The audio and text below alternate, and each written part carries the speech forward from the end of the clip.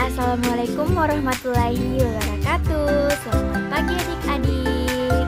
Nah, perkenalkan, nama saya Rusdaryani, mahasiswa KKN PPL Terpadu Angkatan 21 Universitas Negeri Makassar. Nah, adik-adik, pada hari ini kita akan belajar tematik ya. Tapi sebelum kita belajar, kita berdoa dulu. Nah, pada hari ini kita belajar tema 4, berbagai pekerjaan, subtema 3, pekerjaan orang tuaku, pembelajaran 1. Selamat belajar. Adapun kompetensi dasar pembelajaran 1 terdiri dari 3 mata pelajaran: Bahasa Indonesia, IPS, dan IPA. Nah, adik-adik, tujuan pembelajaran kita pada pagi hari ini yaitu yang pertama, setelah membaca dan mengamati video tentang dongeng, tupai dan ikan gabus, siswa mampu menuliskan unsur-unsur cerita yang ada. Yang kedua, setelah membaca teks tentang pengrajin kayu, siswa mampu mengidentifikasi jenis pekerjaan terkait sosial budaya di wilayahnya dengan rinci.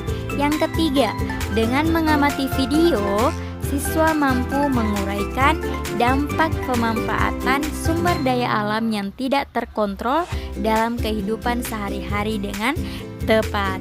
Dan yang keempat, setelah mengamati video, siswa mampu menunjukkan contoh kegiatan sebagai upaya pencegahan langkahnya sumber daya alam dalam kehidupan sehari-hari dengan tepat. Nah, adik-adik, tahukah kamu apa yang dimaksud seorang pendongeng? Ya, benar sekali.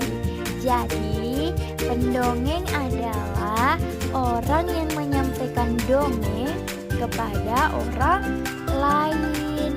Mendongeng adalah pekerjaan orang tua Sani. Temanku, apa pekerjaan orang tuamu?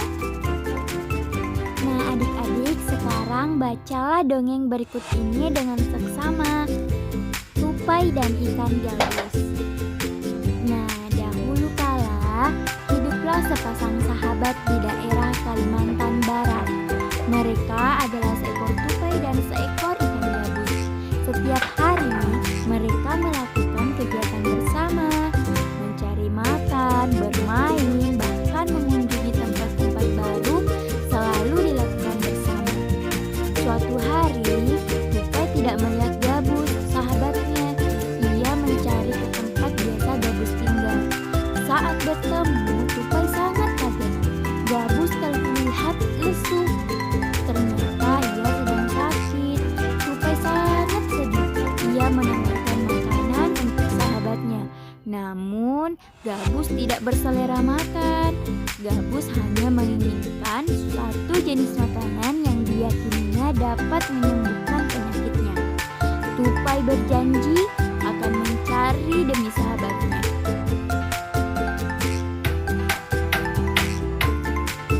Setelah gabus mengatakan makanan yang dapat menyembuhkan penyakitnya, tupai sangat kaget. Ia harus mencari hati ikan hiu. Ikan hiu sangat ganas. Tidak terfikir olehnya ia bisa mendapatkannya. Namun, tupai bertekad untuk mendapatkannya. Ia ingin sahabatnya sembuh. Tupai kemudian melompat dari satu pohon kelapa ke pohon kelapa lainnya yang dekat dengan tepi pantai. Saat menemukannya, ia melubangi satu kelapa dan membiarkan airnya habis. Nah, kemudian sang tupai masuk ke dalam kelapa. Angin kencang membuat kelapa jatuh ke pantai dan ikan hiu memakannya. Di dalam perut ikan, tupai kemudian keluar dari kelapa dan menggigit hati ikan hiu. Ikan tersebut mencoba bertahan sampai kehabisan tenaga. Ombak besar membawa ikan hiu ke tepi pantai. Saat itulah tupai keluar dari mulut ikan hiu dan membawa hati ikan kepada sahabatnya. Sampai di tempat ikan gabus, Tupai kemudian memberikan hati ikan hiu untuk dimakannya. Beberapa hari kemudian, Tupai melihat sahabatnya segar kembali. Betapa senangnya Tupai melihat ikan gabus sehat seperti sedia kala. Nah, adik-adik, itulah cerita Tupai dan ikan gabus. Sekarang, berdasarkan cerita tersebut, temukan unsur-unsur cerita yang ada dan tuliskan pada kolom berikut ini.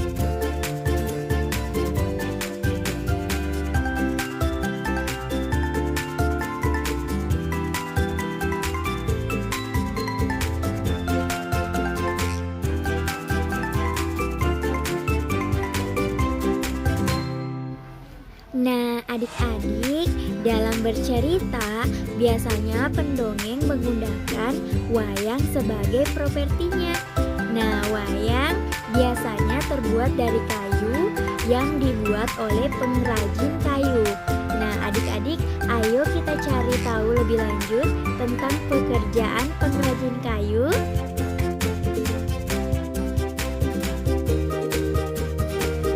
Sekarang, bacalah teks berikut ini dalam hati ya adik-adik. Pekerjaan ayahku adalah pengrajin kayu. Ayahku membuat meja dan kursi. Untuk menghasilkan kursi, awalnya ayahku membeli kayu, memotongnya membentuk menjadi kursi, menghaluskannya lalu mengecatnya.